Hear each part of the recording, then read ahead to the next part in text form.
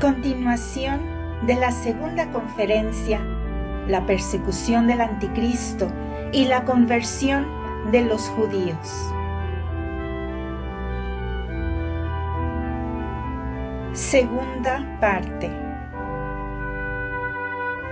Audio editado y algunos párrafos extraídos por el canal de YouTube El Relicario de Filotea. Las Sagradas Escrituras nos indican tres rasgos principales que marcarán la dominación del anticristo.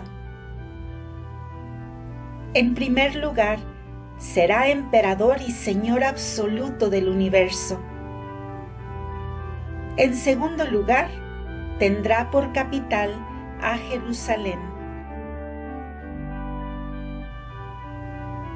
En tercer lugar, será no menos hábil que violento, y la guerra que librará contra los santos se llevará a cabo sobre todo mediante la astucia y la seducción.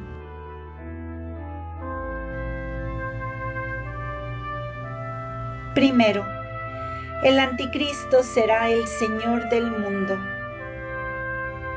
Es patente que en el momento presente todos los acontecimientos que se desatan tienen por efecto la preparación del medio social donde ejercerá su dominio el hombre de pecado.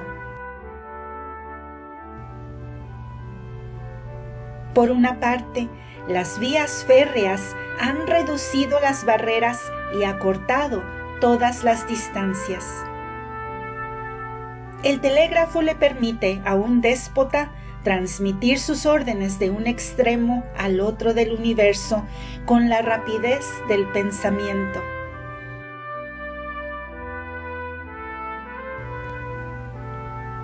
Por la otra parte, los pueblos de las diversas razas se fusionan. El ruso y el americano, el japonés y el chino se juntan en los mismos navíos. Se codean y se cruzan en las grandes ciudades, en los mercados públicos de Europa, California, África ecuatorial.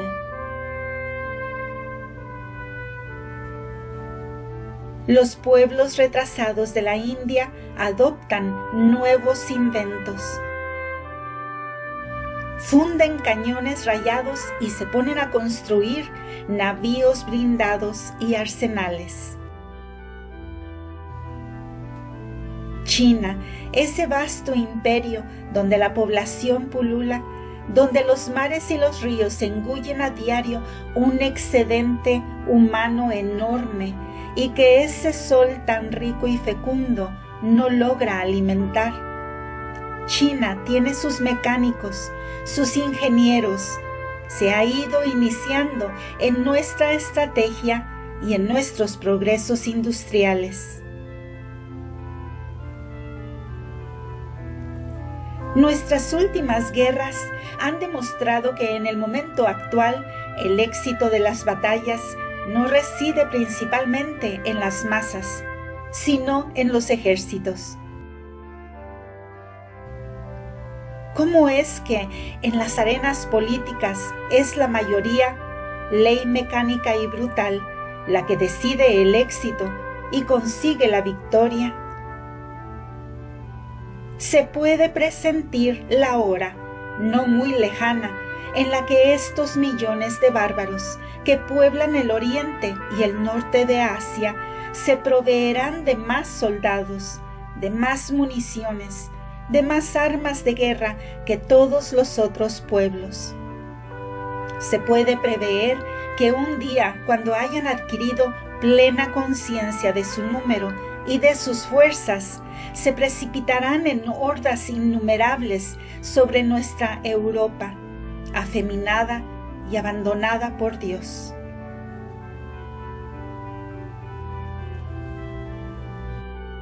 Serán invasiones todavía más terribles que las de los vándalos y los hunos. Las provincias serán saqueadas, los derechos violados, las naciones pequeñas destruidas, y trituradas como la ceniza. Después se producirá una gran aglomeración de todos los habitantes de la tierra bajo el cetro de un jefe único, que será o el anticristo o uno de sus inmediatos predecesores. Aquel día se hará el duelo de la libertad humana.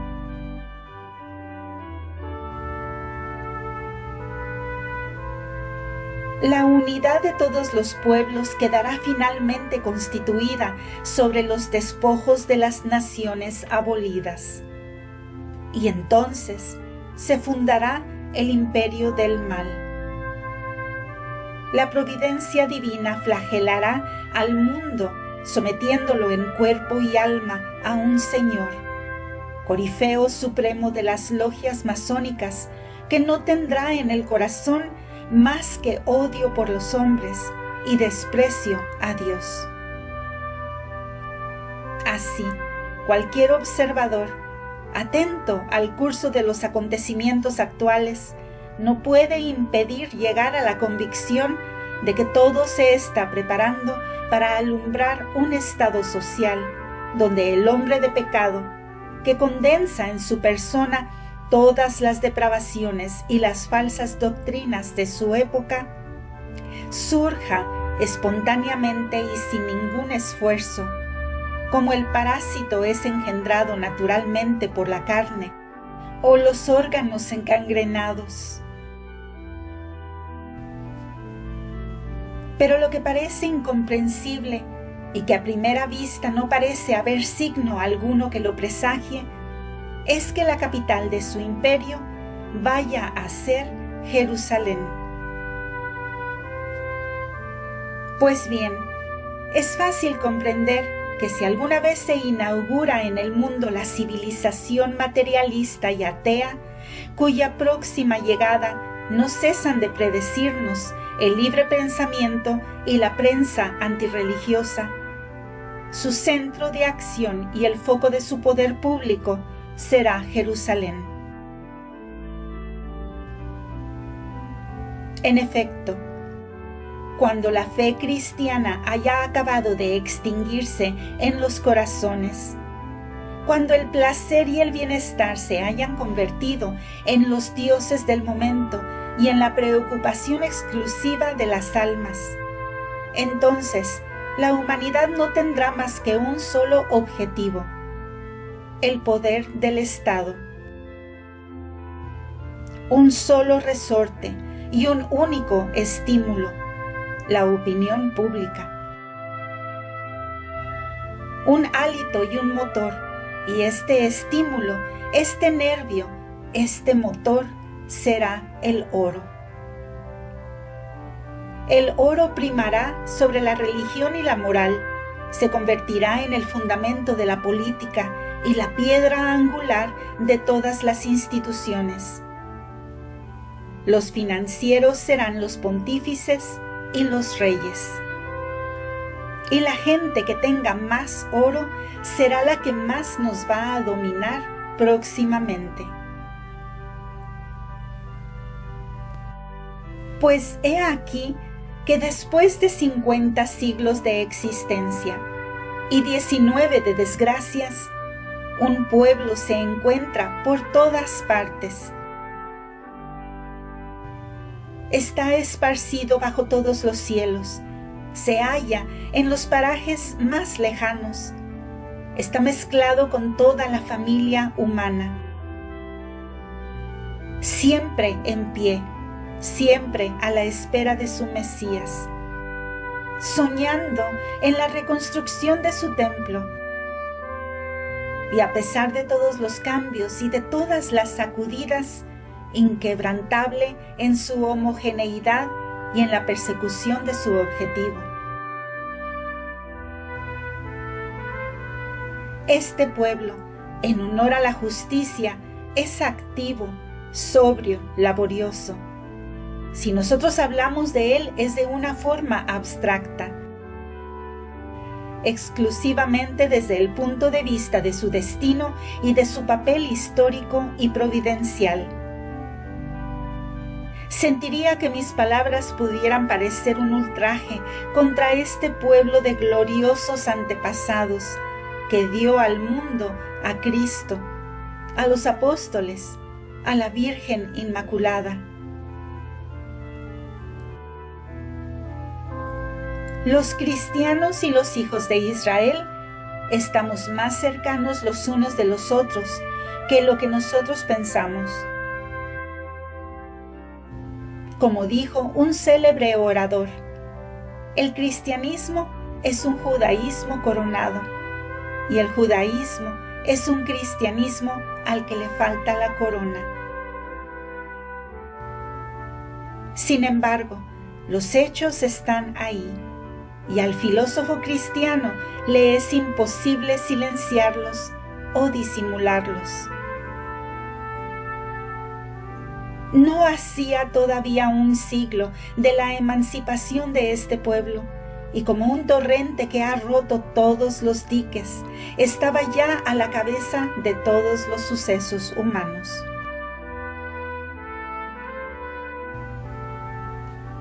Nacido ayer, a la vida civil y política, domina por todas las partes, y sin él nada se puede hacer en el mundo. Él paga y tiene a su servicio a todas las agencias de publicidad y los principales periódicos.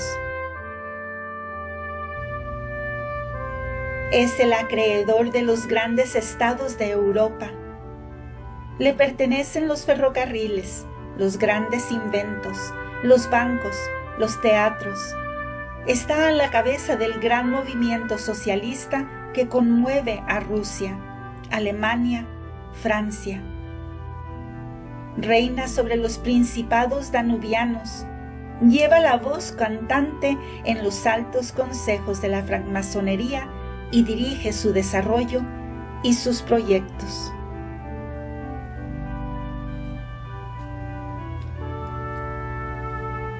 Naguer, uno de los intérpretes más autorizados del Talmud, no temió decir: debe manifestarse un mesianismo de los nuevos días, una Jerusalén de un nuevo orden, santamente asentada entre el Oriente y el Occidente. Debe sustituir a la doble ciudad de los Césares y de los papas. Por lo demás, la mayoría de los ortodoxos y de los creyentes ha conservado constantemente como fórmula y consigna la palabra que pronunció antiguamente un rabino ilustre: Jerusalén es siempre el eje de nuestras esperanzas y de nuestra fe. Es pues inverosímil que en condiciones sociales como las nuestras, donde los sucesos más terribles y más imprevistos surgen en un abrir y cerrar de ojos con la rapidez del gas y del rayo,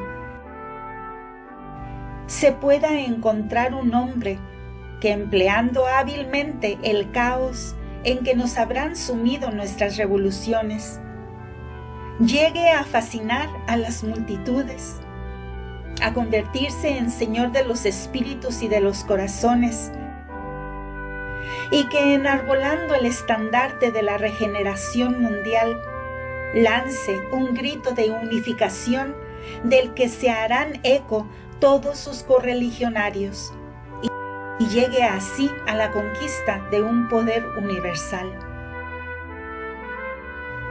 a un prodigioso dominio de las almas y de los cuerpos, dominio que será aceptado con entusiasmo por todos los pueblos extraviados y seducidos. En fin, no se puede creer que este hombre poderoso y perverso, que apaciguará al mundo con las garras de un despotismo sin nombre y sin medida, y que unificará al género humano mediante la servidumbre de las conciencias, y la humillación de los ánimos. Será el personaje descrito y predicho por San Juan como el Anticristo, y del que la divina providencia habrá querido servirse para desengañar a Israel, que al instante lo habrá saludado como su Mesías y su Rey. Finalmente, ¿cuáles serán las características de la persecución del Anticristo? Cornelio a lápide, Suárez, además de las Escrituras y los padres, señalan sus principales rasgos. Ante todo, lo que es cierto y casi de fe es que de todas las persecuciones que la Iglesia ha tenido que sufrir, la del Anticristo será la más terrible y la más violenta.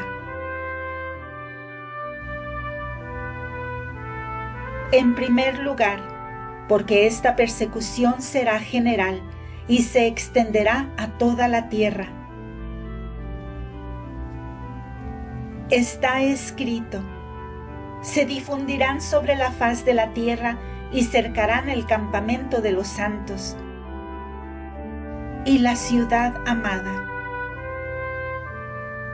San Agustín, en el libro 20 de la Ciudad de Dios, explica el texto de San Juan, diciendo que todos los infieles, los herejes, los cismáticos y los hombres depravados que están esparcidos sobre toda la superficie del globo, se aliarán con el Anticristo para hacer la guerra a los santos y perseguir a los hombres fieles a Dios.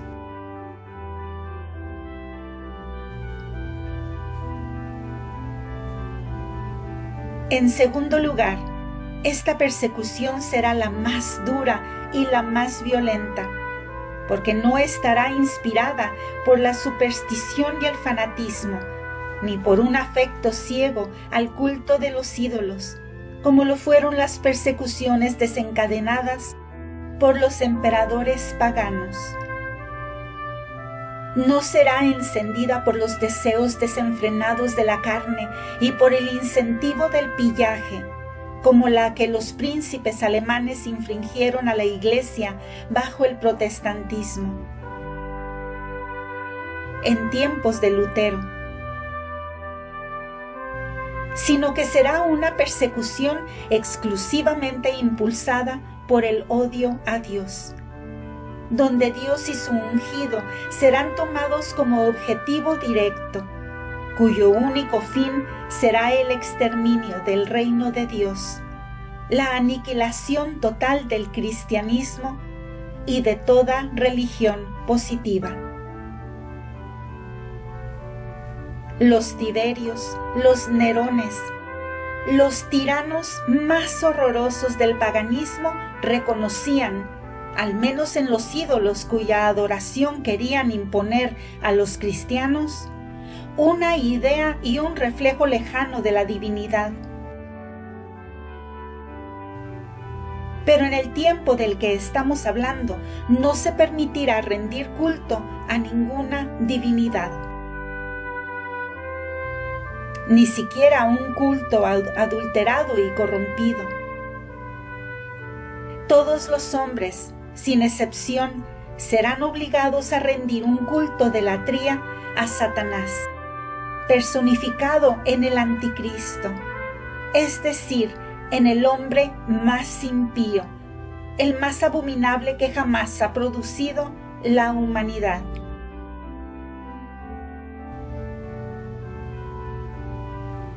En tercer lugar, esta persecución, que señalará los últimos tiempos, se ejercerá con una seducción, en cierto modo, irresistible, para inducir al error hasta a los elegidos, si esto fuera posible. Cornelio a lápide dice: será un experto en todas las artes, engaños y mafias de los políticos. Desde el principio, el Anticristo persuadirá a un pueblo de que él es el Mesías.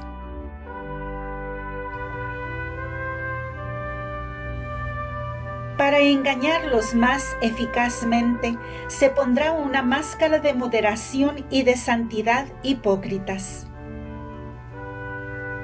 San Pablo, al decirnos que se hará adorar en el templo de Dios, parece indicarnos que reconstruirá el templo de Jerusalén, destruido por Tito, de arriba a abajo.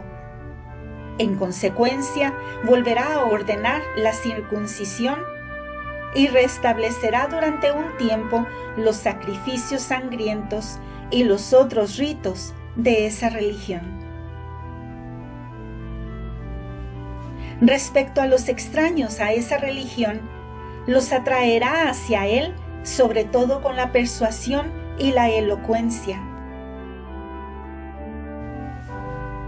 Estará versado en todos los artificios y será instruido por el mismo demonio en todos los conocimientos útiles para los fines a los que el espíritu del mal lo destina.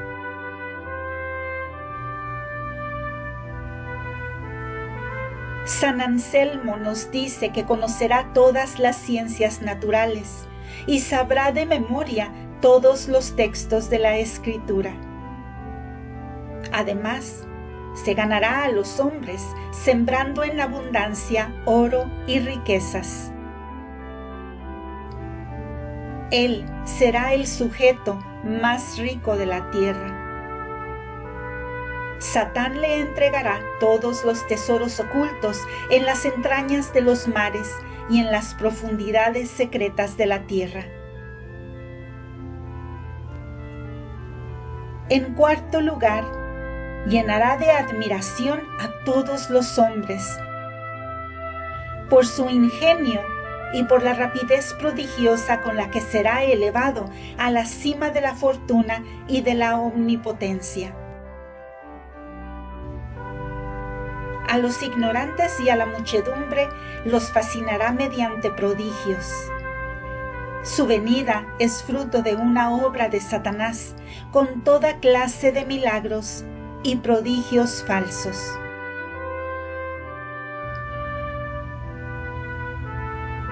Santo Tomás dice que al igual que Cristo obraba milagros para confirmar su doctrina, así el hombre de pecado obrará falsos milagros para confirmar sus errores. Pero también, al igual que el Cristo verdadero obraba los prodigios por la virtud de Dios, autor de toda verdad, así su adversario, como acabamos de indicar más arriba, lo obrará por la virtud de Satán, el padre de la impostura y de la mentira. El hombre de pecado no hará, pues, milagros verdaderos como Jesucristo, sino que los hará falsos y aparentes.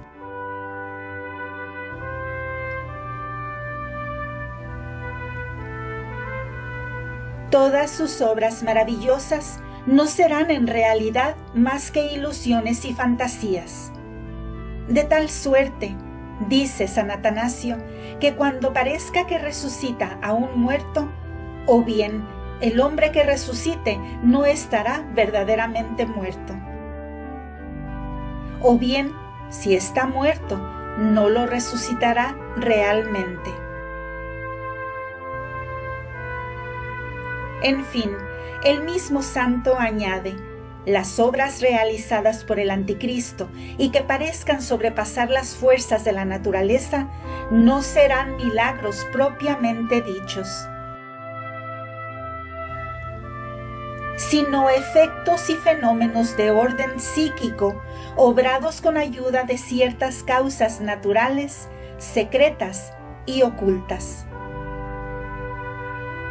Para embaucar mejor a los hombres, el anticristo autorizará la lujuria y las licencias de la carne. Ofrecerá las voluptuosidades más embriagadoras. Todo se convertirá en placeres de la carne y deseo ardiente de las mujeres. En quinto lugar, la persecución del anticristo será la más inhumana y la más sangrienta de todas las que jamás ha sufrido el cristianismo. Jesucristo nos lo asegura cuando dice: habrá una tribulación tan grande como no la ha habido desde el comienzo del mundo hasta el presente, y no la habrá jamás. Se puede conjeturar que estará relacionada con dos causas. La primera es el colosal poder y los medios prodigiosos de fuerza y de destrucción que el anticristo poseerá, junto con la impiedad y el furor de los hombres encargados de la ejecución de sus órdenes. La segunda será la espantosa malicia del demonio, pues dice San Juan que en aquellos días Dios le dejará salir de la prisión de llamas donde está encadenado y le dará una licencia absoluta para seducir y saciar su odio contra el género humano.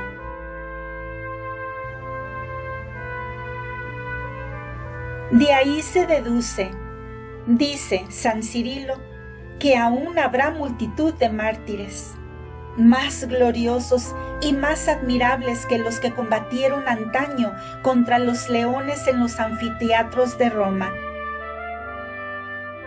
y de las Galias. Estos no tenían que luchar más que contra simples ministros del demonio, pero los confesores de los últimos tiempos tendrán que luchar contra el que es homicida desde el principio.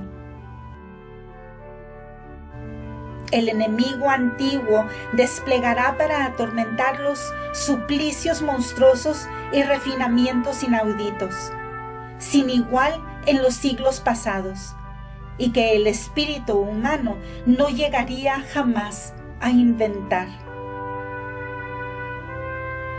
En fin, el último dardo de la persecución del anticristo será de una violencia tal que llegará hasta hacer apostatar casi a la totalidad de los cristianos. Le fue concedido el hacer la guerra a los santos y vencerlos. Y este cuerno que yo vi hizo la guerra a los santos y le fue concedido el prevalecer. San Pablo nos enseña que Jesús no volverá por segunda vez antes de que suceda la gran apostasía.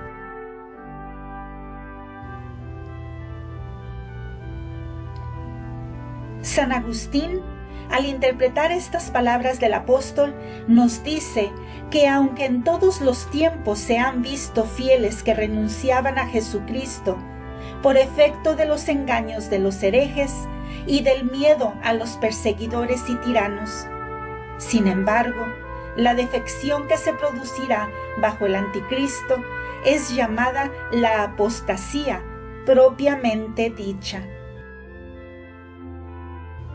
Apostasía porque el número y por su universalidad, esta apostasía excederá todo lo que se ha visto en los tiempos anteriores.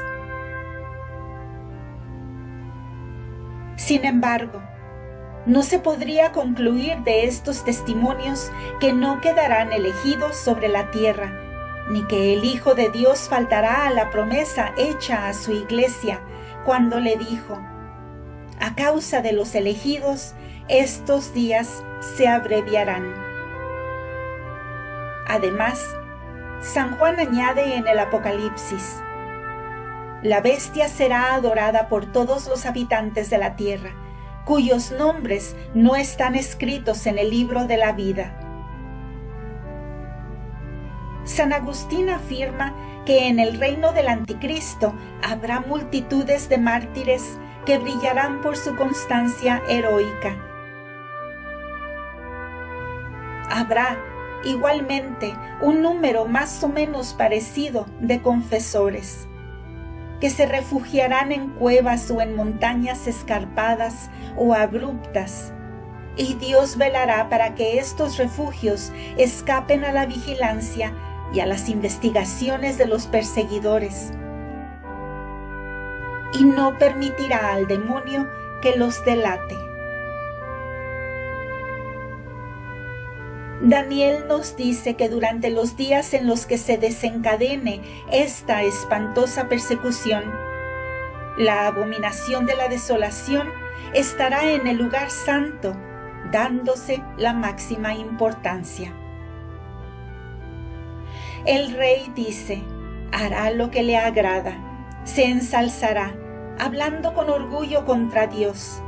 Hablará insolentemente contra el Dios de los dioses. No tendrá ningún miramiento al Dios de sus padres. No se preocupará de ningún Dios, sea el que sea. En otras palabras, una vez que el hombre de pecado haya hecho flaquear con sus amenazas al género humano y lo haya enredado en la maraña de sus mentiras y de sus astucias, ya no guardará ninguna medida. Descubrirá todas sus baterías y procederá a cara descubierta.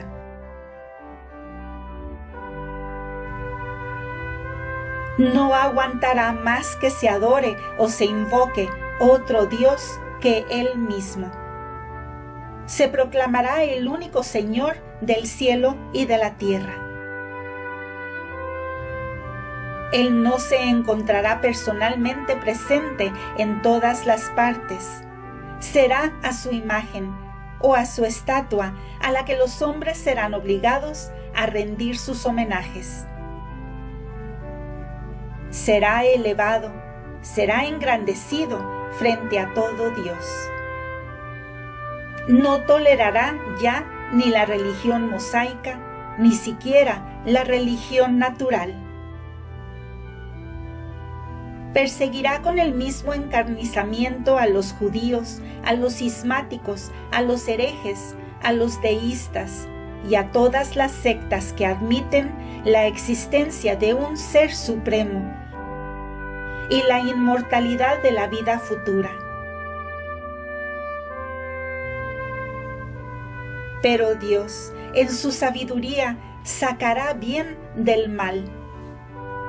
Esta horrible tempestad que su justicia permitirá que se desencadene sobre la tierra tendrá como efecto el hacer desaparecer los cultos falsos.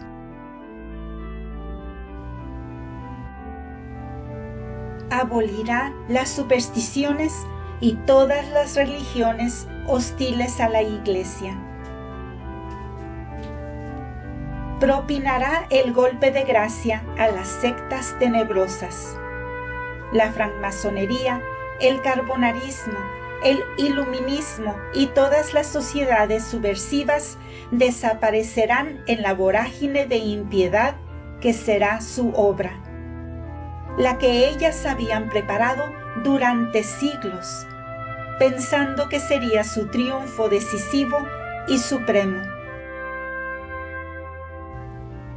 Sin pensarlo, habrán cooperado a fundar el reino de la unidad anunciado por el profeta. Habrá un solo rebaño y un solo pastor. El triunfo del impío será de poca duración. Pero los consuelos que vendrán a continuación serán universales, abundantes, proporcionados a la magnitud de las tribulaciones que la Iglesia habrá sufrido. Un hijo de Israel, convertido hace poco, hoy sacerdote y doctor, contemplando con embeleso el gran espectáculo que ofrecerá la Iglesia de Dios en esta época afortunada en la que los judíos y los gentiles, asistiendo al mismo banquete, se habrán convertido en una misma familia bajo el cayado de un mismo pastor, escribe con santo delirio. En la vida de Jesucristo sobre la tierra hay dos grandes días de triunfo en los que fue reconocido como Mesías y como Rey. La fiesta de la Epifanía, que en cierto modo fue la fiesta de la mañana, que le tributaron las naciones que acudieron representadas en las personas de los magos. Y el Día de los Ramos, que fue la fiesta de la tarde, fiesta tardía, que Jerusalén hizo a Jesucristo el Día de Ramos, que fue el día de las aclamaciones de Israel. He aquí que, después de 19 siglos de fidelidad, la gran fiesta de la Epifanía ha sido olvidada por las naciones y sus jefes, que han rechazado a Jesucristo y a su iglesia. Déjenme pues saludar en la tarde de la vida de la iglesia el gran día de los ramos y la explosión inesperada de las aclamaciones de los viejos pueblos de Jacob. Permítanme saludar y cantar este día en el que las puertas de la sinagoga se abrieron con embriaguez para la entrada triunfal del Mesías que habían esperado y desconocido tan largo tiempo. Déjenme cantar el día en el que los restos de Israel extenderán sus vestidos sobre el camino de Cristo y su iglesia, y en el que el aire se llenará del olor de los perfumes de la sangre, que esta vez volverá a caer sobre Israel y sobre sus hijos como una lluvia de amor. Oh Día de los Ramos, surge en la iglesia. Jerusalén, Jerusalén, cuántas veces he querido juntar a tus hijos como la gallina junta a sus polluelos bajo sus alas. Pero esta vez lo habrás querido, oh Jerusalén, y correrás bajo las alas. Hosana y gloria eterna a Jesucristo en lo más alto de los cielos y a la iglesia, donde Israel, tras una larga ausencia, ha reencontrado a su Mesías y su Rey. Y sin embargo, este no será el día de la consumación final, pues está escrito en el Apocalipsis capítulo 11. El séptimo ángel hará sonar en ese momento la trompeta, y el cielo resonará con fuertes voces. Voces de ángeles, voces de vírgenes, las voces de los confesores y de los santos mártires saludarán a Cristo con sus alabanzas y sus aclamaciones. Le darán las gracias por su victoria sobre el anticristo y por el exterminio de los impíos. Todos los hombres, convertidos en adoradores del mismo Dios, profesando una misma fe, unidos en la misma adoración, participando en la misma mesa, gritarán al unísono: el reino de este mundo se ha convertido en el reino de nuestro Señor y de su ungido. Te damos gloria, Señor Dios Todopoderoso, el que es, el que era y el que será, porque has recibido tu gran poder y reinas.